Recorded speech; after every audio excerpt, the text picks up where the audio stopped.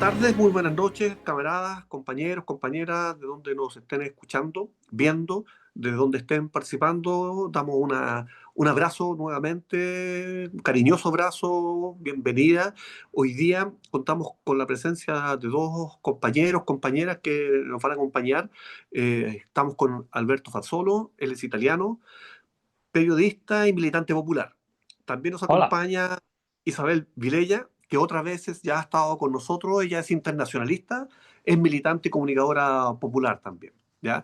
El día de hoy, la tarde de hoy, queremos conversar, queremos hacer una conversación entre camaradas sobre la Revolución de Octubre. La Revolución de Octubre ha tenido un impacto que dura hasta hoy día. La Revolución de Octubre vino a transformar la historia de la clase trabajadora en dos, una partición antes y después. La Revolución de Octubre, a nuestro juicio, deja enseñanzas que es súper importante masticar, procesar, actualizar, traer para acá. La Revolución de Octubre es la Revolución de Octubre. Es el gigante del pueblo ruso, son los soviets, Lenin, la dirección del partido bolchevique. eh, es una historia mítica, es un horizonte que quisimos, es una derrota, es el derrumbe, el destrozo, la caída, la labor de Zappa, muchas cosas que queremos, seguramente no todas, conversar hoy día. Pero vamos a lo importante que es quienes nos acompañan hoy día. Tanto Alberto como Isabel, camaradas nuestros, queremos conversar sobre, en primer lugar, qué impacto tuvo la Revolución de Octubre para la clase trabajadora a nivel mundial. Pueden saludar, yo fui muy rápido y por supuesto pueden empezar saludando. hola. Empiezo yo, Isabel, ante las mujeres, Sí, sí, sí, por favor. qué mejor.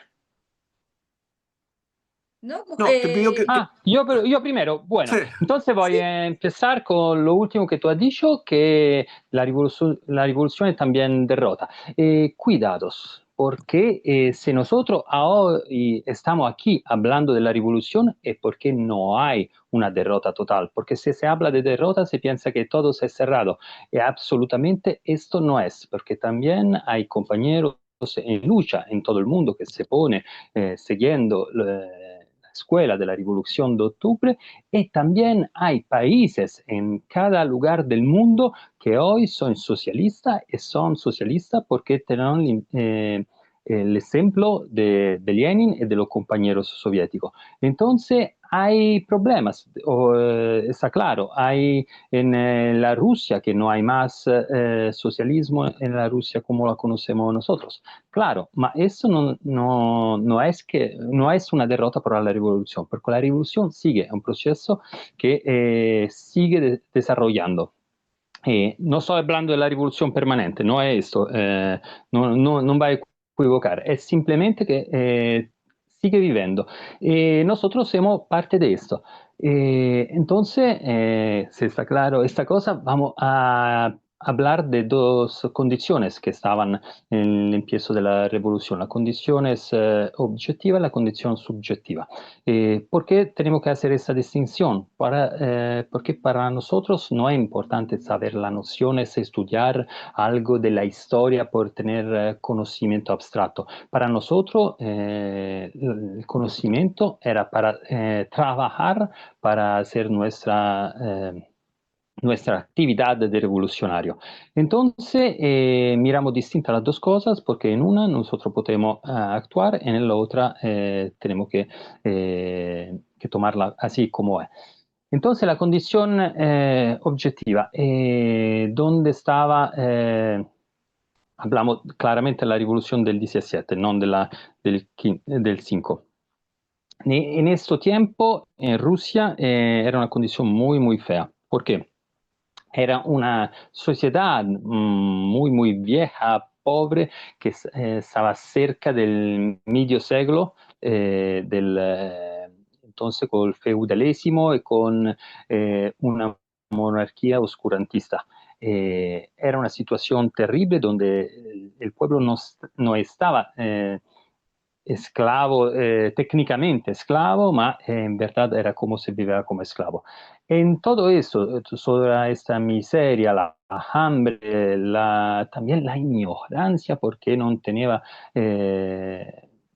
escuela para los pobres del lugar más lejos de la ciudad, porque la Rusia es el país más grande del mundo.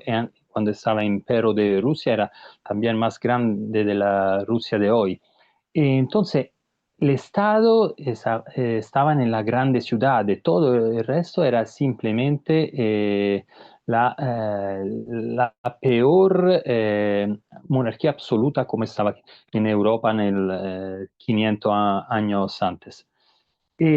Sobre todo eso, que era una situación oprimente para el pueblo, se empezó otra desgracia. Esta era la guerra, porque claramente la revolución de octubre no podía triunfar sin una condición objetiva de ataque su dos frontes, el interno y el exterior. ¿Por qué el interno y el exterior? Porque si no estaba en guerra la Rusia, el ejército seguro que iba a matar los pueblos revolucionarios, ma con el ejército que estaba en los dos frontes, porque la Rusia tenía el fronte en Europa, pero también tenía otro fronte abierto en Asia. Entonces, si no estaba el ejército sobre toda la frontera y estaba concentrado en esa ciudad, sería seguro que el ejército iba a matar los revolucionarios. Ma proprio porque la Rusia era así grande, lo zar no tenía la oportunidad de regresar el ejército en la ciudad. Eso también no es completamente vero por la capitale del Estado, que era en este tiempo Pietrogrado, que después fue Leningrado y hoy San Pietroburgo, porque está muy cercana a la frontera. Ma toda la otra ciudad en verdad estaba muy de lejos, entonces tenía un pequeño nivel de defensa militar en esa ciudad.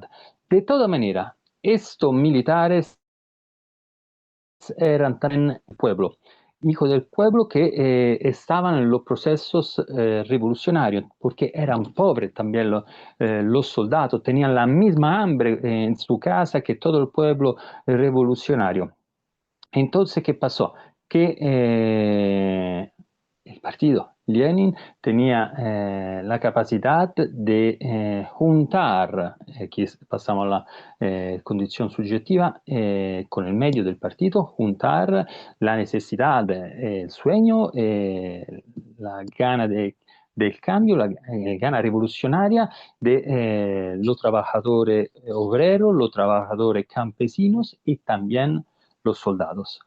Porque para nosotros el triunfo comunista es simplemente obrero y campesinos. No, sino hay también quien tiene el poder de las armas, no, es muy, muy difícil hacer una revolución. Eso es algo que tenemos que enfrentar con clareza, porque después de la Revolución de Octubre teníamos un montón de mm, revisionismo sobre la actividad revolucionaria, porque la actividad revolucionaria entiende un cambio de gobierno, lo como pasó en Rusia. El gobierno es la herramienta del poder. En verdad, el gobierno no es el poder, es una herramienta del poder.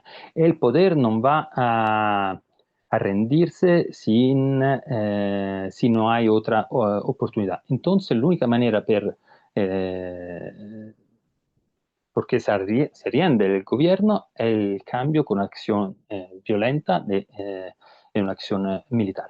Esta es la Revolución de Octubre. Es la gana de un cambio de todos los pobres en la sociedad. Y por eso yo pienso también que hoy hay, siguiendo con condiciones objetivas muy parecidas, condición subjetiva muy, muy diferente. Ma no pienso que ahora usted quiera hablar de la construcción del partido. Isabel, te escuchamos, estábamos con la idea esta de ver el impacto inicial, ¿no es cierto? Cómo caló la experiencia de la Revolución de Octubre en la clase trabajadora por supuesto, en la antigua Rusia, en la vieja Europa y en el mundo. Yo creo que hay varias cuestiones que son bien importantes señalar y la primera es que la revolución de octubre se dio en Rusia, como dice Alberto, por las condiciones objetivas y las subjetivas, pero fundamentalmente por la necesidad que tenía no solo el pueblo, sino también la burguesía, que ya había iniciado un proceso revolucionario democrático burgués enfrentando esa monarquía oscurantista que era muy atrasada con respecto al resto de las monarquías, pero que también era apoyada por la burguesía europea que financiaba al zarismo y a las campañas militares del zarismo,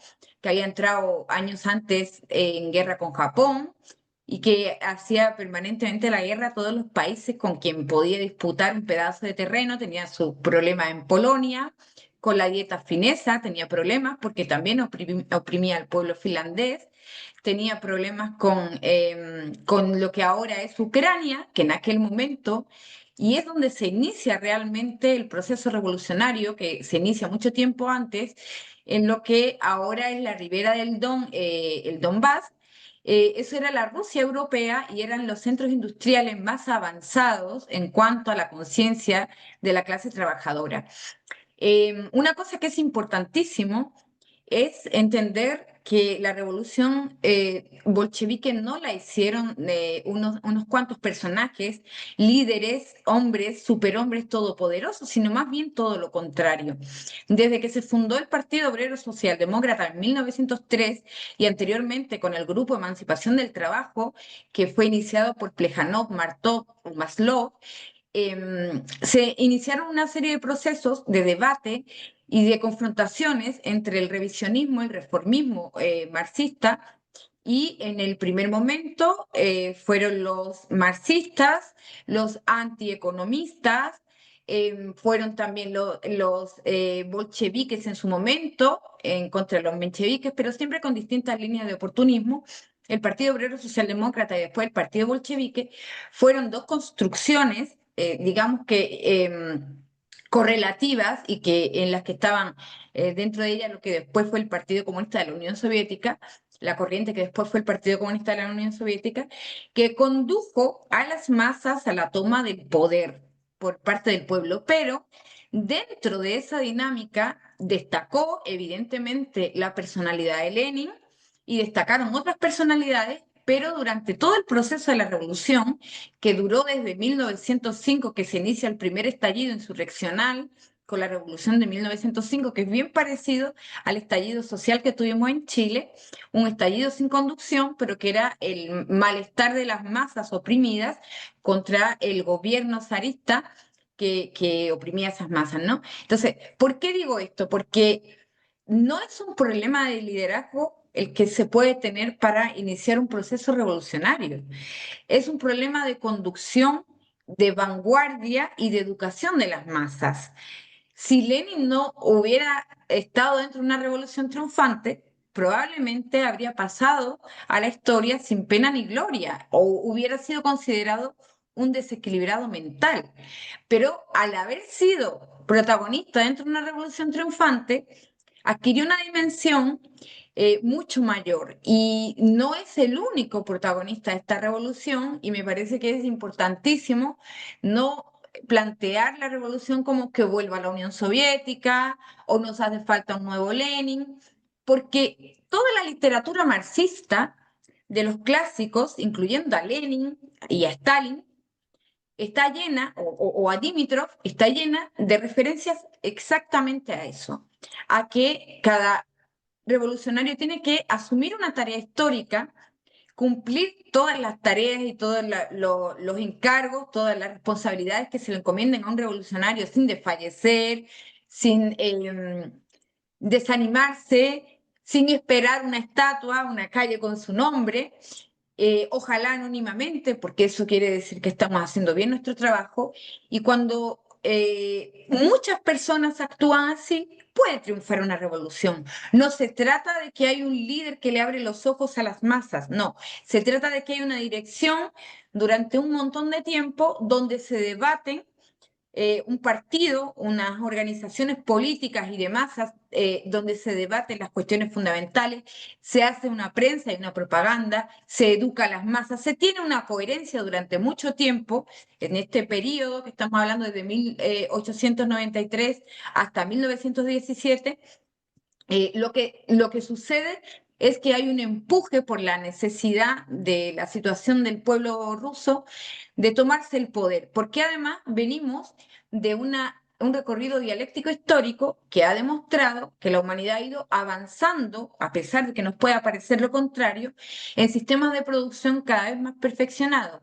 En este caso, Engels anunciaba que el capitalismo iba a decaer o iba a tener que ser superado porque iba a fagocitar las fuerzas de las que se alimentaba, porque era un régimen productivo de alta necesidad, ¿no? Entonces, acababa con el medio ambiente, con el mundo, con el planeta, los recursos del planeta, pero también con las fuerzas vivas de las que se alimenta, que es la propia clase trabajadora, y además acababa con en el sistema de producción, iba suprimiendo la fuerza del trabajo humano, lo trataba de suprimir para incrementar el beneficio, por tanto, agotaba también a las fuerzas vivas, que son la clase trabajadora, que es la mano de obra. A partir de este concepto de que el capitalismo es un régimen de transición, evidentemente solo puede haber otro régimen en el que la producción social sea distribuida de otra forma. ¿Por qué se da la revolución en Rusia y qué impacto tiene? Tiene un impacto mundial, una trascendencia mundial. Y evidentemente los clásicos ya habían anunciado que se tenían que dar revoluciones socialistas, que el régimen de producción capitalista debía ser superado por algo mejor. Y se dio en Rusia, como decía Alberto, por las condiciones que empujaron y también por las condiciones objetivas que empujaron y también porque hubo hombres que entendieron que no había que esperar a un superhombre. Eso es para los seguidores de Nietzsche, no es para los seguidores de Marx.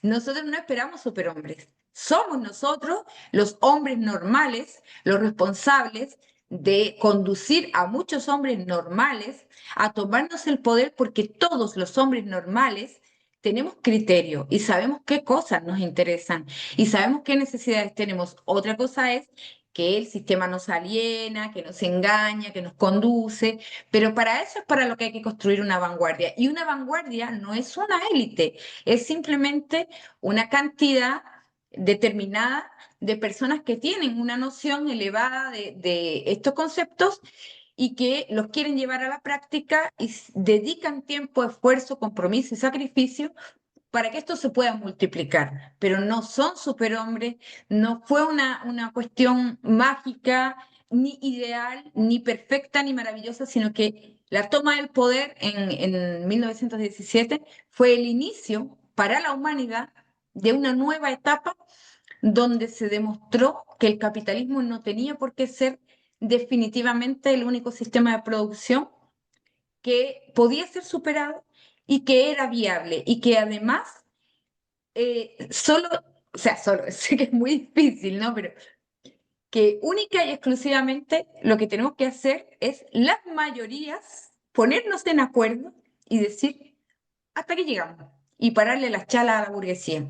Eso es lo que tenemos que hacer. Y claro, es la primera gran revolución, pero no la única ni la última, sino la que abre, y no es una derrota, no es una derrota porque, pucha, 150 años de una teorización sobre un nuevo sistema de producción, con todas las imperfecciones, más encima, la primera práctica que se da no fracasó, es como dice Alberto, un recorrido dialéctico que de aquello nosotros estamos acá con enseñanzas, con principios, con aprendizajes, también con retrocesos, evidentemente.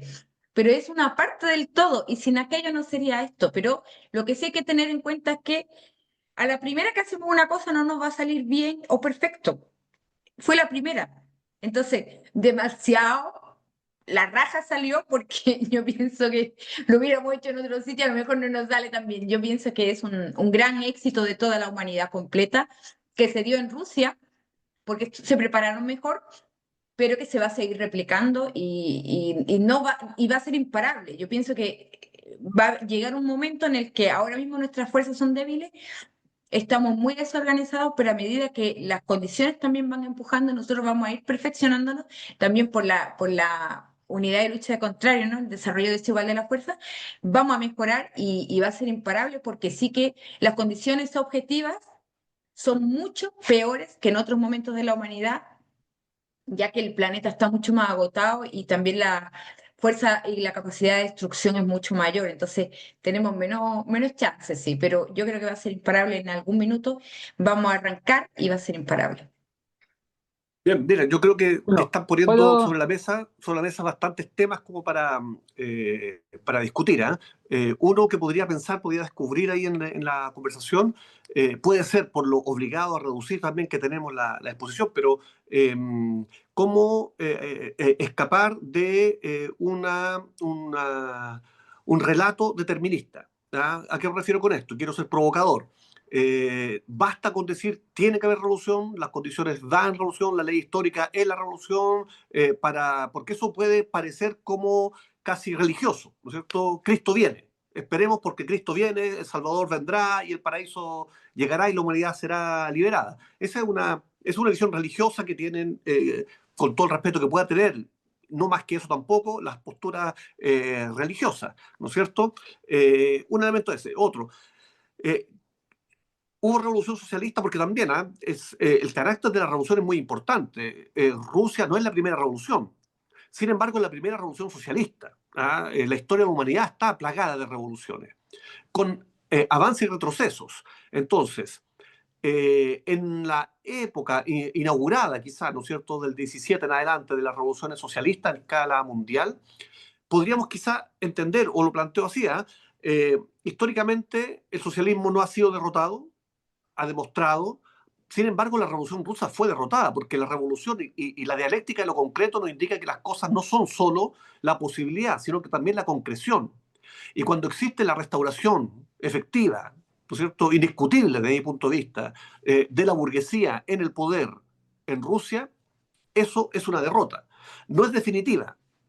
Probablemente, quizás ahí es donde tengamos que discutir para mantener la necesaria iniciativa, voluntad, disposición revolucionaria, ¿no es cierto? Pero no es importante entender justamente por esta misma realidad de avance y retroceso, de que en el camino es posible que existan derrotas, pero reconocer que son derrotas. Es posible que al existir la primera experiencia puedan haber errores, excesos, equivocaciones, pero son errores, excesos, equivocaciones, dentro de una línea general correcta.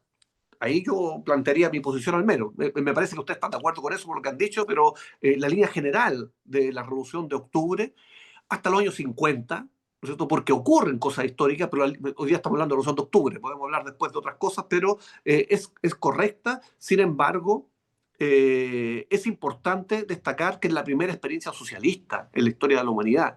¿Ah? Y el socialismo es un sistema vivo, un sistema de contradicción y un sistema que hay que verlo en la creación concreta que se da en los pueblos. A propósito de la creación concreta que se da en los pueblos, me parece que sería importante destacar el rol de los soviets, porque hemos hablado del partido y el rol innegable que tiene el partido, su dirigencia, la militancia.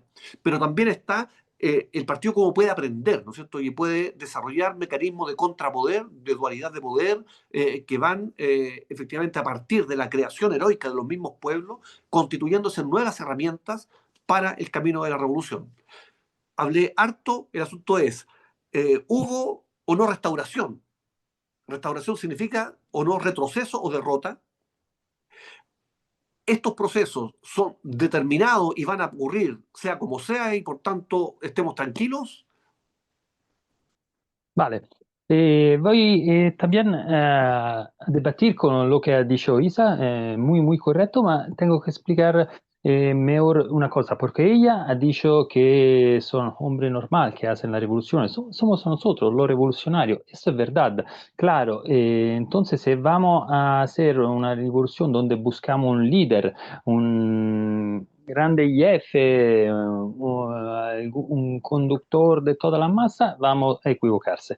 No, no se puede hacer en esta manera. Si no somos todos iguales, no somos compañeros. Entonces no va a marchar la cosa. De toda manera, Lenin no era simplemente un líder. Esto es muy, muy importante para entender por qué ha hecho la revolución. Porque Lenin, antes de ser el triunfador de la Revolución de Octubre, era para lo más de los socialistas en el mundo, que estaba altísimo número de socialistas en todo el mundo en este tiempo, Lenin era un herético, porque tenía un pensamiento distinto de los clásicos marxistas. Entonces, el objetivo era lo mismo de todos los marxistas. Lenin decía, mira que lo que ha dicho Marx para la revolución, que sea un colapso del sistema capitalístico, no va a ser así. Puede ser que va a ser así, pero puede ser también que hay otra vía. Entonces, es importante la acción de Lenin, la acción revolucionaria, claro, porque él que ha hecho el padre de la revolución. Eso es verdad, pero también Lenin fue importante porque él lo que teorizó la manera de tomar el poder para nosotros, porque hasta este momento los socialistas tenían toda otra idea, estaba seguro que la revolución se va a hacer con el colapso del sistema del capitalismo, que mira, es muy, muy, muy parecido a lo que pasa en el mundo occidental en este momento. Entonces, la condición revolucionaria marxista clásica puede ser más parecida ahora que la que enfrentó Lenin. De toda manera, tú hablaste también, explicaste bien que no fue la primera revolución, fue la primera revolución socialista. Es muy, muy vero, es absolutamente vero eso, pero cuidados, porque nosotros tenemos el ejemplo en Europa de la Revolución Francesa, que fue una revolución burguesa, una revolución que claramente quitó la monarquía, entonces fue un avance para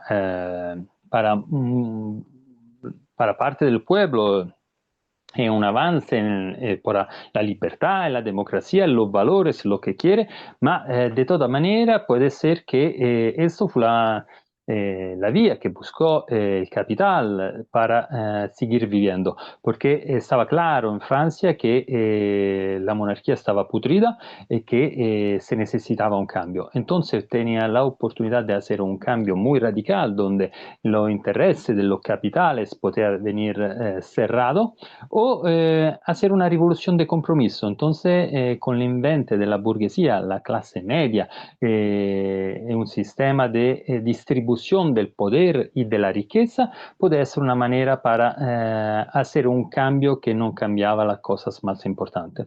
En esta óptica, mira que se en el 5, un poquito antes, también tenía una revolución burguesa también en Rusia, seguramente no tenía después la condición objetiva para hacer la revolución socialista.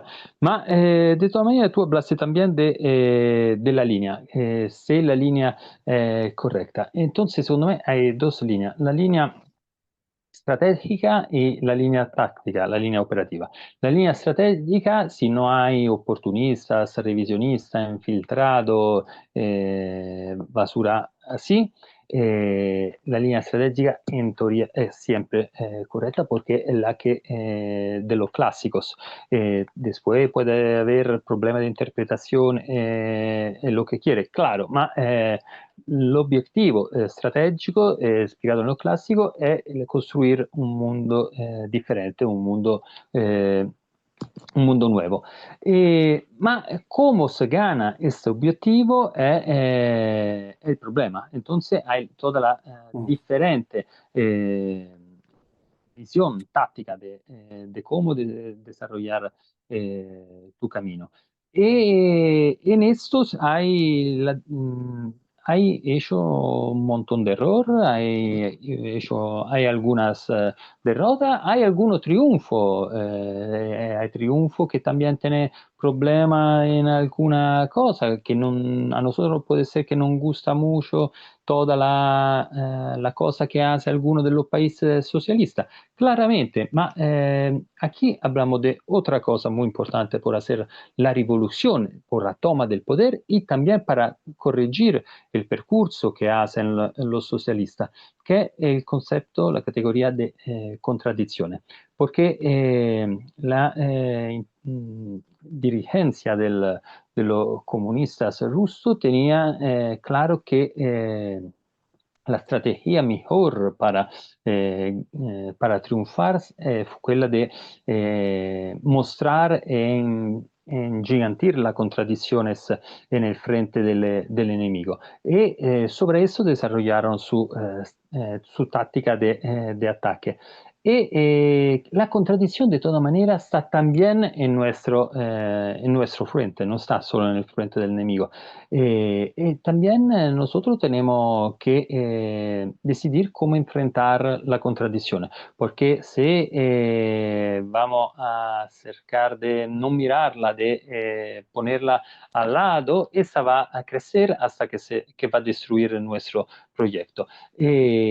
Ma se la contradicción es un elemento de reflexión y de desarrollo teórico, puede ser algo que va a fortalecer nuestro proyecto. Entonces, también cuando yo miro algunas cosas en los países socialistas que para mí, hablo con el corazón en mano, para mí algunas cosas pueden ser de verdad feas en los países socialistas que hay hoy, ma io non penso che è algo che abbastanza para decir que è una traición del pensamiento socialista, esa contradicción. Yo pienso que es un argumento de debate con los compañeros que están en estos países. Y pienso que es un argumento para desarrollar todos juntos una nueva propuesta política, una nueva propuesta teórica para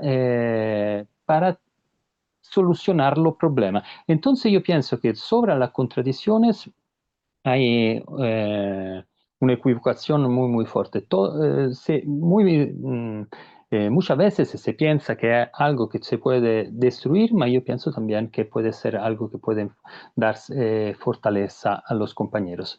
Entonces, ¿cómo enfrentarla? Con trabajo teórico. Eso es lo que tenemos que hacer.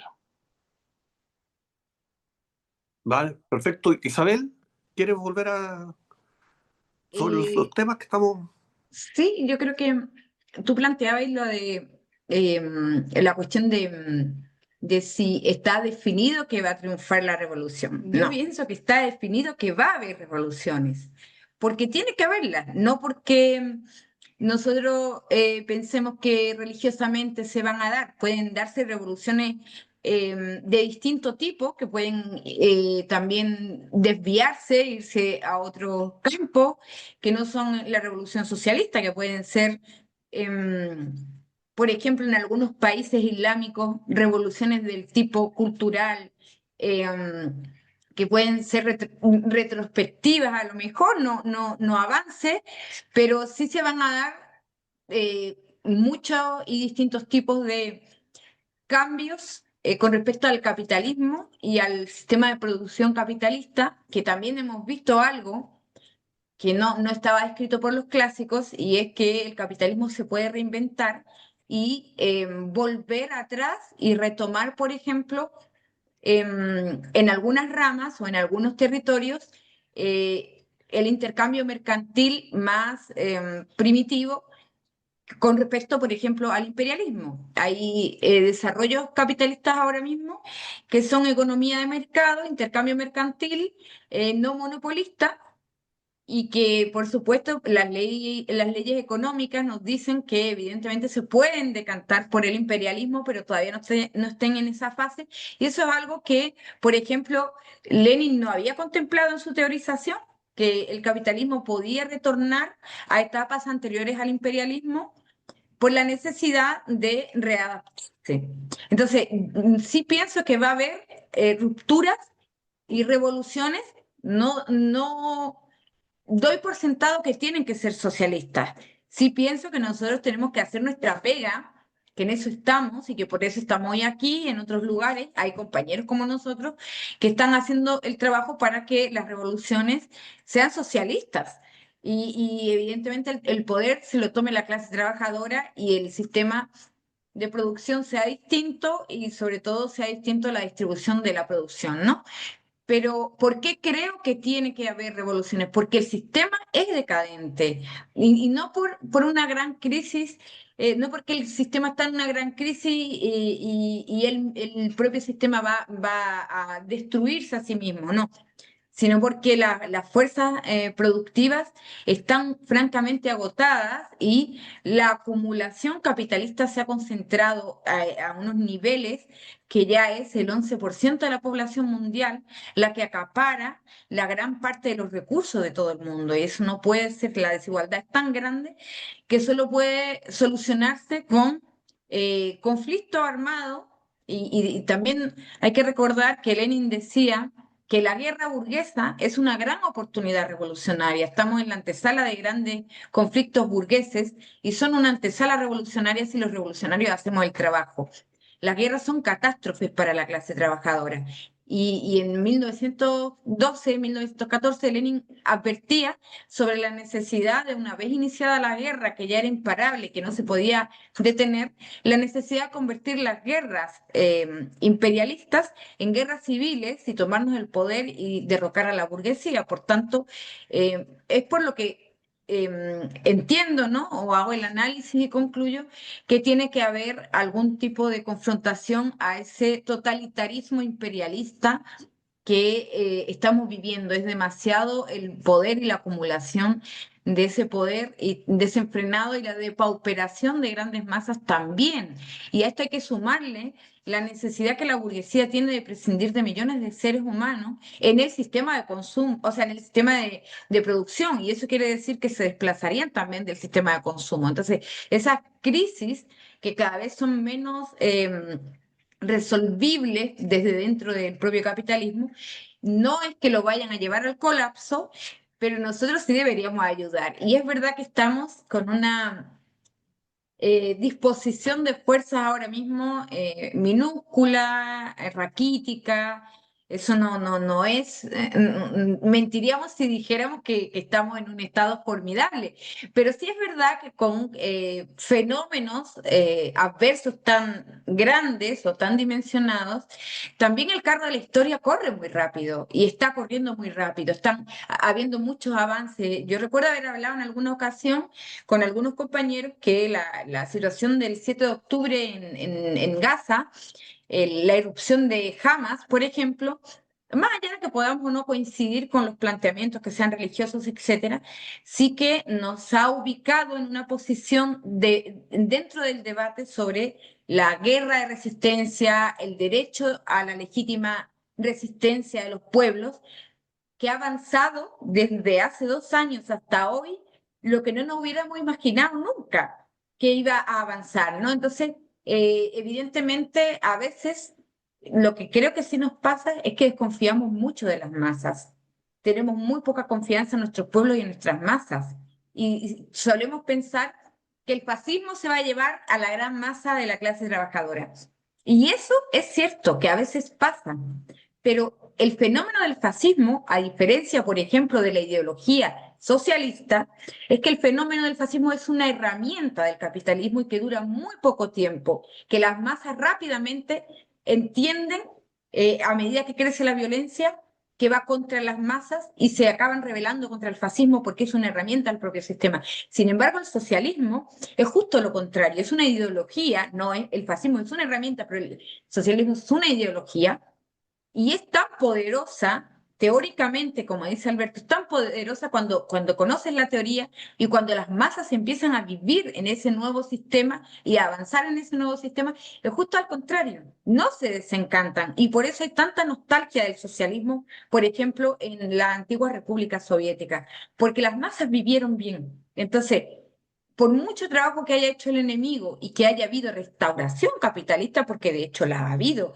no podemos decir que no ha habido restauración. Afirmamos que ha habido restauración capitalista, pero leerlo como una derrota estructural es un error. Ahora, claro que es una derrota coyuntural, porque derrotó una gran parte de ese proceso. Lo que pasa es que nosotros entendemos que es un proceso mucho más amplio, que no abarca solo a la Unión de Repúblicas Socialistas Soviéticas ni a una parte del mundo, y que además uno de los grandes problemas que tuvo esa restauración o esa caída fue la imposibilidad o la incapacidad por el ritmo histórico y por los acontecimientos del resto del mundo, que quedó desfasada la cuestión revolucionaria y no se avanzó en el proceso revolucionario mundial.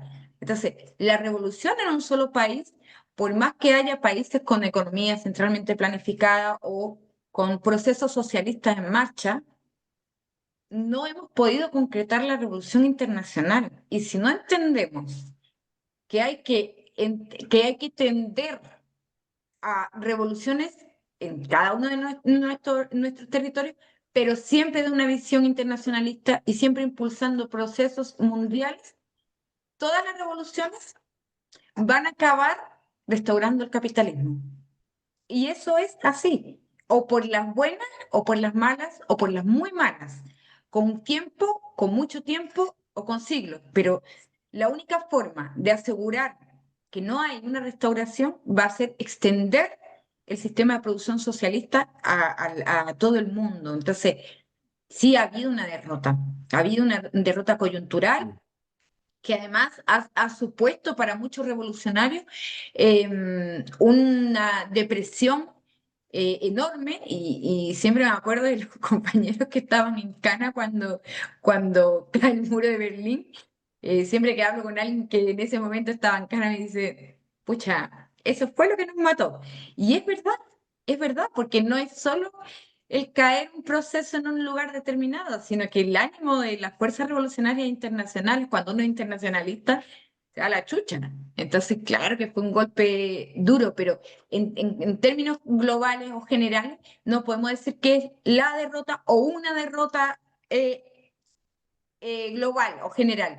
Es una derrota coyuntural que acabó o que le puso punto y aparte a un proceso que se abrió en 1917 pero que no está concluido. Porque, por ejemplo, la doctrina militar soviética del Ejército Rojo, que se funda en 1918, continúa teniendo una gran presencia dentro de las Fuerzas Armadas de la Federación Rusa y también, por ejemplo, el recuerdo de algunas generaciones profesionales, incluso alrededor del mundo, la gente que estudió en la Universidad de la Amistad de los Pueblos, Patricio Lumumba, etcétera. Entonces, la huella ha quedado y esa huella, esa impronta, ese testigo, ese ejemplo, es lo que nosotros tenemos que tratar de continuar, además con la honestidad suficiente para ver los errores, detectarlos, analizarlos y ser críticos y no ser idealistas y no seguir con la nostalgia, porque la nostalgia es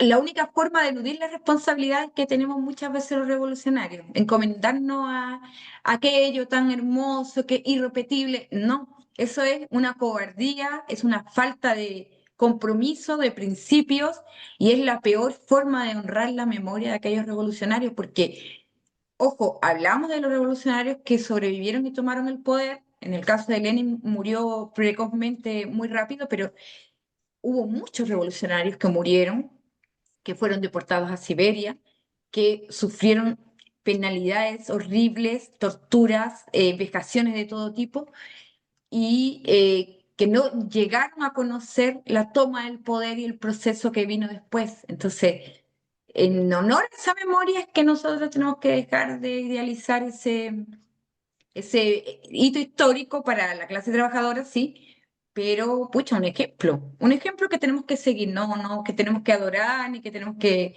dejar en la liturgia, que es en realidad y en definitiva lo que hace que los procesos se desvinculen de la realidad y se queden en un limbo, en las nubes, que no producen nada más que un efecto adormecedor. Perfecto, perfecto. Me parece que estamos adentrando, enunciando algunos elementos que son de debates profundos y que sería importante poder desarrollar en el tiempo, no en el espacio de una hora, y porque además no fuimos esta vez convocados para eso. Pero diría, ¿no es cierto?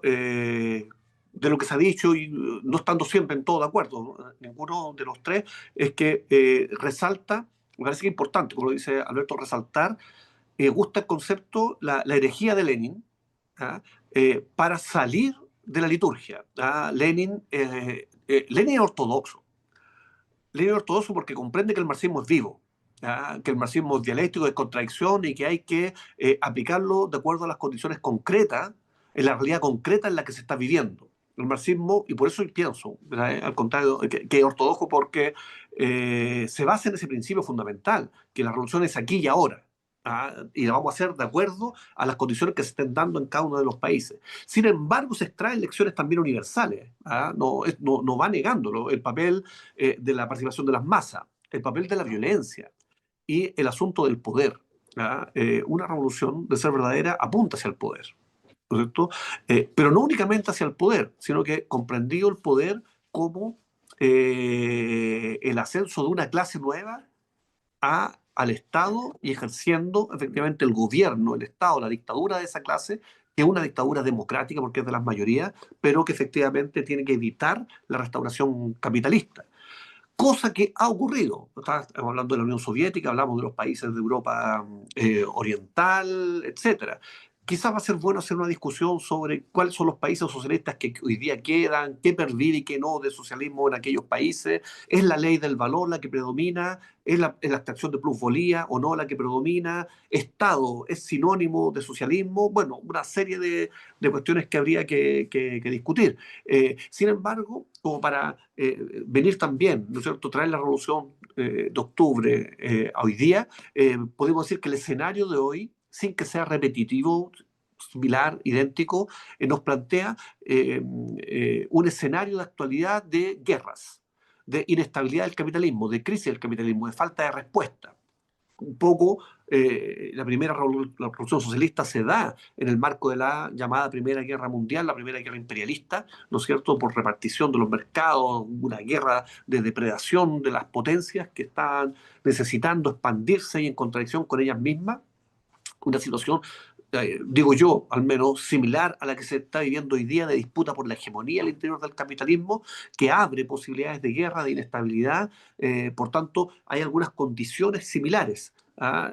Además que de un desarrollo de la fuerza productiva mucho mayor, incesante, que no acaba, que continúa desarrollándose, pero en relaciones de producción, que me parece una característica que es fundamental a tener en cuenta, capitalistas, que apuntan a mantener la explotación de las mayorías, a luchar con todos los medios que la burguesía tiene para tratar de combatir la baja la tasa de la ganancia y que siguiera acrecentando su lucro y sus ganancias. Por tanto, una ofensiva contra el factor trabajo que se está desarrollando a nivel mundial dentro de una inestabilidad capitalista sistémica. Es posible, por tanto, hoy día, de acuerdo a esas condiciones, y cuáles son las claves de avance para que las condiciones, la posibilidad de la revolución se vaya transformando en la concreción de la revolución en cada uno de los territorios, continentes y a nivel mundial. Siguiendo Vale. un poco la idea de la revolución de octubre, ¿qué es hoy día, cuáles son las vigencias de las lecciones de la revolución de octubre para ser aplicada hoy día?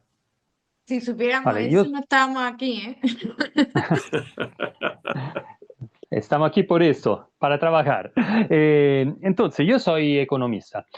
Toda vez que hablamos de estas cosas, tengo el miedo que se va a reducir mucho a un análisis económica, porque claramente las condiciones que objetivas que puertan a una situación pre-revolucionaria, anterevolucionaria, son condiciones económicas de repuestos de fuerzas y repuestos de producciones.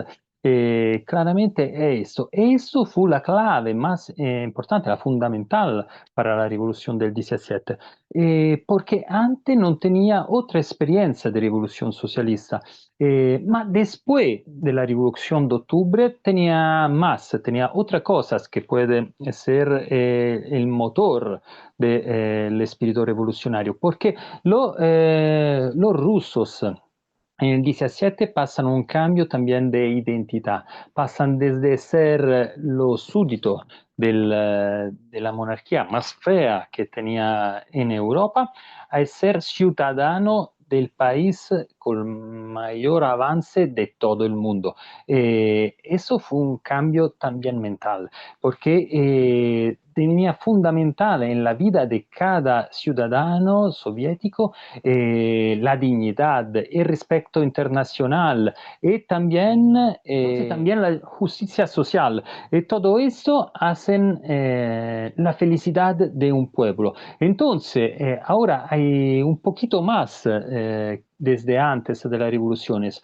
porque antes tú podías pensar solamente a las condiciones económicas, el repartos de fuerzas.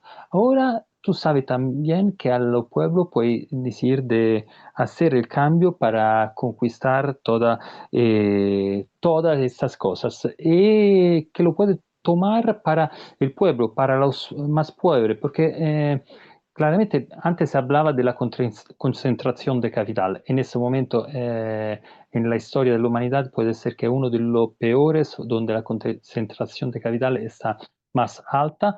Entonces vamos a ver acercarse a un sistema oligárquico también en los países occidentales. Entonces, puede ser que en una situación de alta concentración de capital, el poder llega a una crisis que se puede solucionar con una revolución burguesa. Entonces, con la distribución eh, de la plata a todas las clases.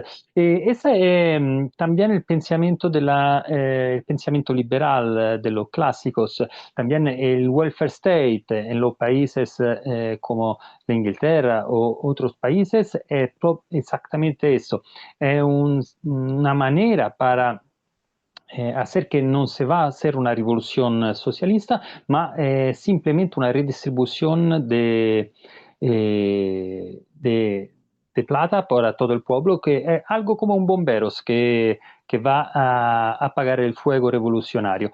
Entonces, para nosotros, no tenemos que mirar solo a las soluciones económicas de los problemas del pueblo, porque el capitalismo en crisis sabe también tomar otra strada. El welfare state es la strada suave para hacer eso, ma también hay una strada más fea, que es la del fascismo, porque el fascismo, los fascistas dicen que la del fascismo es una revolución, pero no es verdad, porque el fascismo es simplemente otra manera de manejar el capital, de manejar los estados del capital. Si el capital ha una crisis muy alta, puede solucionarla con el fascismo. Entonces, para nosotros no es simplemente el cambio de condiciones económicas, es un cambio de identidad, porque lo revolucionario propone al pueblo, sí, de tomar más recursos y riqueza, pero también va a proponer al pueblo de devenir un hombre nuevo. Entonces, es esto lo que tenemos que a la gente, que su vida puede tener un cambio que no es solo económico, ma un cambio de dignidad. Seguimos, estamos como llegando al final, con la idea de ver efectivamente cuáles son las posibilidades, las tendencias. ¿Estamos en el umbral de una nueva ola revolucionaria? ¿Qué hay que hacer? Aún sabiendo que no tenemos la respuesta. La ola revolucionaria existe al margen de que haya una vanguardia que la conduzca, pero los periodos revolucionarios tienen que ver con la necesidad del propio sistema de no poder seguir manteniendo su propia estructura. No basta solo con que los de abajo, sino que los de arriba tampoco puedan mantener sus privilegios, ¿no? Entonces la ola revolucionaria va a existir, por eso digo que se pueden desarrollar distintas revoluciones, y como dice Alberto, revoluciones desde dentro del propio sistema que son cambios del paradigma económico, pero no del paradigma social. Y eso va a pasar permanentemente, va a haber tomas del poder por parte de grupos que quieran desafiar a otros grupos y que van a tratar de cambiar las estructuras económicas en tanto sea necesario para la pervivencia de esos grupos que están en pugna, es un choque interburgués. En nosotros está el que sea una revolución para siempre triunfante, bueno, para siempre me parece mucho tiempo, porque en realidad también sabemos que ninguna cosa es para siempre. Y lo que sí es fundamental, Marco, es que, y no sé qué piensan ustedes, pero que en realidad la cuestión revolucionaria es bien intensa y bien compleja porque no se trata de soluciones o de respuestas puntuales o de conclusiones. Estamos muy acostumbrados a un paradigma que ha instalado el enemigo, que tiene que ver con todo lo de la industria del ocio, lo audiovisual, las tendencias, las corrientes de pensamiento actuales que son muy express, muy definitivas, muy... em, no sé, el propio cine, ¿no? Que pone punto final, que no contempla los procesos, sino que determina que la historia tiene un inicio, un nudo y una resolución. Y esto no es así.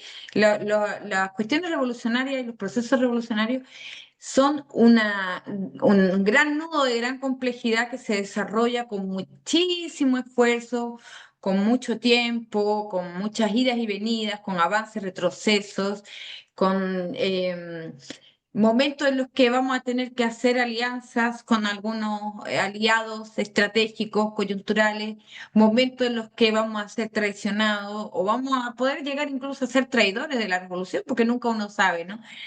Nada está definido y lo que hay que tener en cuenta es que em, una revolución, igual que la de octubre, está hecha de miles de voluntades que confluyen en los intereses generales de las mayorías, que son los que han sido desposeídos, explotados, a los que han tratado como una mercancía, mano de obra, porque es lo único que pueden ofrecer al sistema capitalista para que siga perpetuándose. Entonces, no se trata de poder decir cuál es la solución, porque va a haber territorios en los que puede ser que la toma del poder sea por la vía armada de la violencia, en otros va a ser un asalto al Palacio de Invierno por muchas masas y no todas ellas armadas.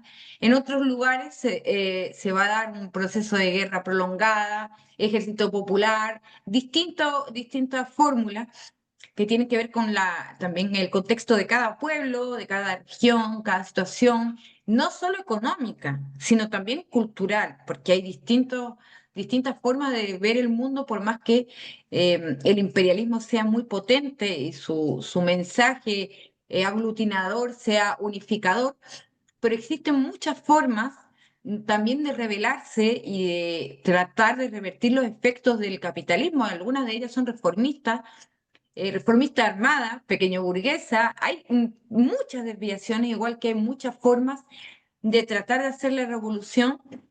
Incluso también hay otras posiciones que no son marxistas, que también ven el sistema capitalista como una amenaza y sin embargo no tratan de ponerle fin o el mismo fin que nosotros. Entonces, yo diría que no hay una respuesta y que lo que sí hay es que tener una disposición de combate muy, muy firme en el sentido de que no hay grandes soluciones, hay muchas contradicciones, oposiciones, hay toda una complejidad que hace que la gente que espera que va a ser súper fácil o que vamos a tomar la arma y mañana vamos a conquistar el poder, vamos a llegar a la moneda, vamos a llegar a la zarzuela, vamos a llegar no sé cómo es la casa de gobierno de Italia, pero cualquier casa de gobierno, ¿no? Y Quirinale. ya, no nos vamos a tomar ningún palacio del poder de un día para otro, no van a ser líderes mundiales, porque además si fueran grandes líderes mundiales estaríamos contradiciendo todo lo que es nuestra esencia, que es la equivalencia a todos los seres humanos, la igualdad de todos los seres humanos, ¿no? Entonces, no hay respuestas mágicas y en contra del relato que se ha instalado, que tiene, como digo, que ver mucho con el relato de la clase dominante, de que todo es como en una película y que todo es algo para el bronce, es falso, igual que tampoco lo fue la Revolución de Octubre. Hubo mucha gente que murió, gente que sufrió tortura, gente que fue atropellada por los caballos de la Guardia del Zar, eh, por ejemplo, grupos como los eseristas, los populistas, que se dieron vuelta, que traicionaron, primero fueron revolucionarios, la revolución democrático burguesa, pero después traicionaron a la revolución socialista. Hubo un periodo que no se nos puede olvidar en el que se toma el poder, pero pasa casi un año hasta que son los bolcheviques los que se instalan y deciden iniciar el proceso revolucionario socialista. Entonces, no es como que todo va a pasar y al día siguiente de tomarnos el poder ya está todo solucionado. Es justo lo contrario, al día siguiente de tomarnos el poder es cuando empieza de verdad la acción o los problemas fundamentales y el cambio, sobre todo, de la superestructura de pensamiento. Ahí es donde empieza de verdad a desmontarse el sistema cultural, la estructura de pensamiento burguesa y donde hay que luchar de verdad y hay que ser muy honesto. Entonces, para empezar todo el proceso revolucionario, que como digo, va a pasar el proceso revolucionario, aunque nosotros no seamos protagonistas, no estemos en él, va a haber un periodo revolucionario, indistintamente de cómo sean las revoluciones o los cambios, o cómo lo aprovechemos nosotros, o si lo aprovecha la burguesía para seguir reiniciando su ciclo. Lo primero que hay que hacer es la organización política y la educación de las masas. Y para la organización política y la educación de las masas hay que ser profundamente humilde y además ser desprendido, tratar de aceptar la crítica y la autocrítica, porque si no empezamos a desamueblar nuestra cabeza de todos esos conceptos burgueses, de toda ese individualismo, de los procesos triunfantes, de la liturgia, de lo maravilloso que somos, de lo inigualables e irrepetibles que somos, no vamos a avanzar. Y eso ya lo instala el propio sistema, haciéndonos ver procesos revolucionarios como la Revolución de Octubre, desde el cine, desde una literatura muy maniquea y manipulada, que nos lleva a ver esa revolución como algo irrepetible y una gesta maravillosa que fue y que no va a volver a ser. Y ahí se obvia todas las miserias, todos los enfrentamientos que hubo, la discrepancias que hubo, la lucha política que hubo al seno de la organización política del Partido Obrero Socialdemócrata y después del Partido Bolchevique, después del Partido Comunista de la Unión Soviética. Lo obvian todo, lo solapan detrás de sentencias fulminantes. Y no es así, es un recorrido intenso, plagado de pequeñas dificultades, de avances, de pequeñas victorias, y eso es laborioso. Yo diría sintetizando, la respuesta es que la revolución es una tarea muy laboriosa, muy entretenida y de poca posibilidad de resumen. Sí, es difícil concentrar todas estas enseñanzas, experiencias, contradicciones en poquitos minutos, ¿ah? Estamos obligados por asuntos de tiempo, de duración de los programas, pero eh, más bien nos deja, pienso, que ya estamos efectivamente llegando al final de nos deja con el compromiso de ir profundizando algunos de los aspectos en una forma un poco más larga o cada uno por separado. Se abren mucho. Existen posibilidades de revoluciones no socialistas en esta época, entendiendo que la revolución, el cambio del poder de una clase sobre otra, los putsch, la sonada interburguesa, son revoluciones burguesas en esta época.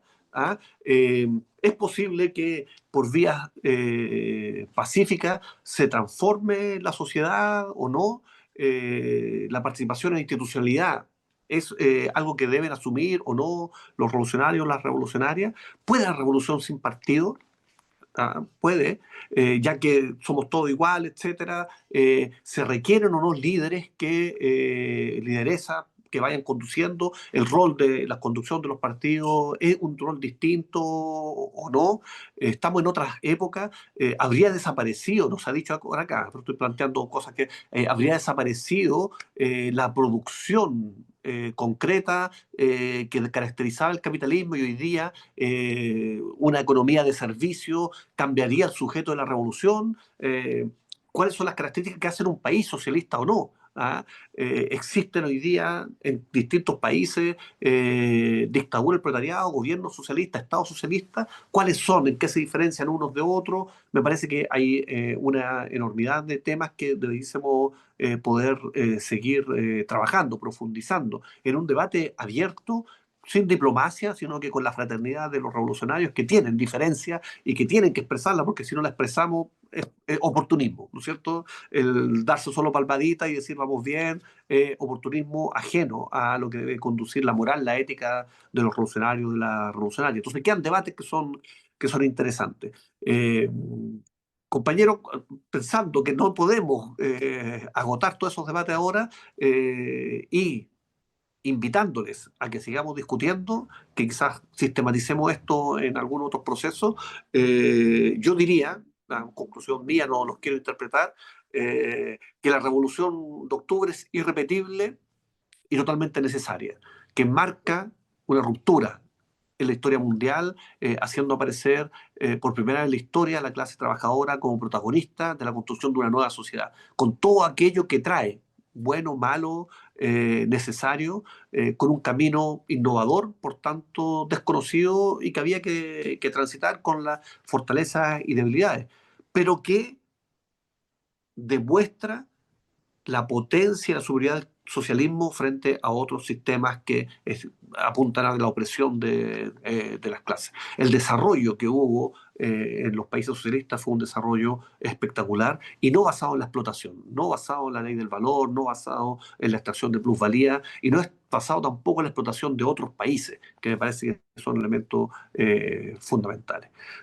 También que la revolución no es un camino recto, ¿no es cierto?, que tiene la posibilidad de la restauración capitalista y además no es un camino de rosas, como muy bien decía, de pétalos de rosa Isabel, que es un camino cruento. La revolución no es una fiesta únicamente, sino que es un proceso lleno de contradicciones que hay que saber enfrentar.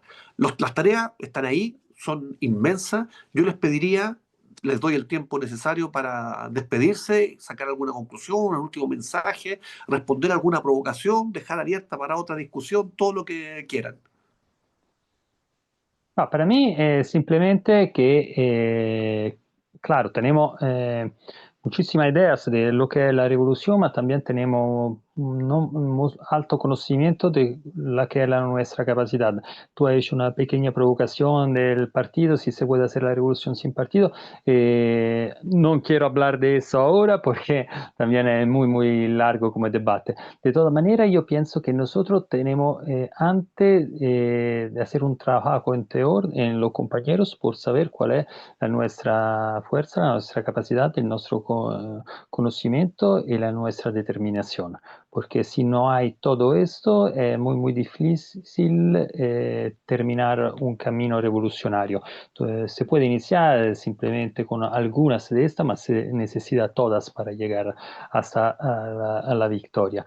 Y por eso yo pienso que lo más importante es el estudio, el debate y también la práctica, porque en la práctica también cotidiana de la pequeña cosa que no son la grande acción revolucionaria, que tú puedes testar tu capacidad y tu determinación. Entonces, la militancia de cada día que hace lo revolucionario y después son los revolucionarios que hacen la revolución. Gracias, Isabel. Bueno, yo creo que para despedirme, yo me quedo con, no sé si es que yo soy una optimista, pero yo generalmente tengo siempre la percepción de que nosotros ya hemos triunfado porque tenemos razón y la razón que tenemos es que queremos el bien para la mayor parte de la humanidad y que ¿qué puede haber más hermoso que querer, aunque sea solo en la idea, querer que la gente viva bien y que sea feliz y que todos los días sean lo más maravillosos posible? Ayer iba en un Uber y el muchacho que iba manejando me dijo que había habido 2 suicidios en el mismo día acá en el metro de Santiago de Chile. Ya no estamos hablando de los suicidios que hay en Santiago o en todo Chile, sino los que había habido en el día en el metro, ¿no? Y esto es un drama que se está repitiendo. Entonces, ante esta situación, alguien que tenga algo de, vamos a llamarlo amor por la humanidad no puede ser feliz en estas condiciones, si ya hasta por uno mismo es obligado a tener un compromiso revolucionario, porque ¿cómo se puede ser feliz cuando te sentas ahí en un Uber y te dice que 2 personas se han lanzado a las vías del metro y se han quitado la vida? Entonces, si tú querés vivir en una sociedad sana, alegre, armónica, tú mismo, no estoy hablando de que seáis desprendido y que lo queráis para el resto del mundo, sino tú mismo queréis vivir en esa tranquilidad, tenés que tener el compromiso. Entonces, yo soy, digamos que optimista, porque pienso que hemos triunfado en la medida de que habemos algunos en el mundo, y creo que cada vez somos más, pero es una impresión, esto no es nada científico, es una impresión mía, pero sí que habemos en el mundo muchos compañeros que somos así o que pensamos así, eh, comprometidos, y que tenemos la noción de que el mundo se merece otro sistema y las personas se merecen otro mundo y otro sistema, ¿no? Entonces, eso ya es un triunfo. Para mí ya es un triunfo, y lo veo entre el 0 y el 1, hay mucho más que entre el 1 y el 2. Entonces ya estamos por lo menos en un inicio, ¿no? Y luego quedarme con la reflexión de que la Unión de Repúblicas Socialistas Soviéticas, que se funda en 1922, después de la toma del poder, em, consiguió de un país feudal donde había una economía con el capitalismo todavía ni siquiera bien desarrollado, había una economía feudal donde había nobles, terratenientes, que eran los propietarios de la tierra, y había incluso una esclavitud a esa tierra, porque hasta 1860 en Rusia los campesinos estaban fijados a la tierra y no se podían ir, pero es que después de la reforma de 1860 hasta 1917 prácticamente, había algunos campesinos que tampoco se podían ir de donde ellos estaban fijados, porque tenían unas tierras que le habían concedido de las que no se podían mover, porque si se iban tenían unas sanciones, etcétera, y tenían que pedir permiso. Entonces, estábamos en un periodo feudal donde todavía había una forma de esclavitud, de fijación a la tierra y de humillación de esos campesinos, unos artesanos que eran los cústar, que vivían en unas condiciones ínfimas. Ellos eran como unas pymes, pero vivían mucho peor de lo que nos podemos imaginar, y otras formas que no eran ni siquiera desarrollo capitalista, y esa unión de repúblicas socialistas transforma esa basura, que no era solo económica, sino de pauperación del ser humano en todas sus expresiones, prostitución de las mujeres, esclavitud de los niños, etcétera, lo transforma en el hombre y la mujer, porque no olvidemos que las mujeres también gozaban de mucho más derechos fundamentales y de un desarrollo profesional mucho mayor que incluso ahora en Rusia, llegaron al cosmos. Y eso lo consiguió un pueblo entero. Y no un pueblo entero, muchos pueblos, porque los pueblos que derrotaron al nazismo eran pueblos compuestos por gente muy diversa de todos los confines de la República Socialista, con formas de vida totalmente distintas, y sin embargo eran lo mismo, eran una hermandad de seres humanos avanzando y progresando todos juntos. Entonces, como ya lo hemos hecho y está ahí, repitamos nomás por probar qué nos puede pasar. Así que yo creo que seguimos habiendo gente con la misma idea. Eso quiere decir que algo hemos avanzado. Entonces lo tomo como un gran avance para la humanidad y un pequeño avance para los revolucionarios, pero estamos en la lucha. Así que muchas gracias, compañeros. Me parece que ha sido muy nutritivo y además hemos dejado muchas ideas abiertas para que sigamos debatiendo, pero me parece que era muy necesario este debate, y que ojalá vengan otros. Gracias, compañeros. Muchas gracias a ustedes, a ambos. La invitación está ya expresada para seguir en estos debates. Tratamos de profundizarlo con toda la honestidad posible. Y la honestidad siempre es posible. Cuando uno dice eso, está la honestidad. Nadie nos obliga a no ser honesto o honesta. Eh, por tanto, vamos a seguir, vamos a abrir estas ventanas de debate, de discusión, pensando, estando en la convicción de que son útiles para muchas y muchos que están ahí buscando, explorando y militando y organizándose. Porque el camino de la revolución es el camino de organizar la revolución. el camino de enfrentarnos, de agruparnos, de construir programas, de construir propuestas, de construir una fuerza integral que sea capaz de derrotar el Estado burgués. Y en ese esfuerzo, que es mucho más fácil de decirlo que hacerlo, afortunadamente vemos muchas y muchos, quizás dispersos, quizás fragmentados, quizás en falta de unidad, y lo que plantea también un desafío actual, como recomponer la unidad, cómo terminar con la fragmentación, cómo avanzar en lo que nos unifica.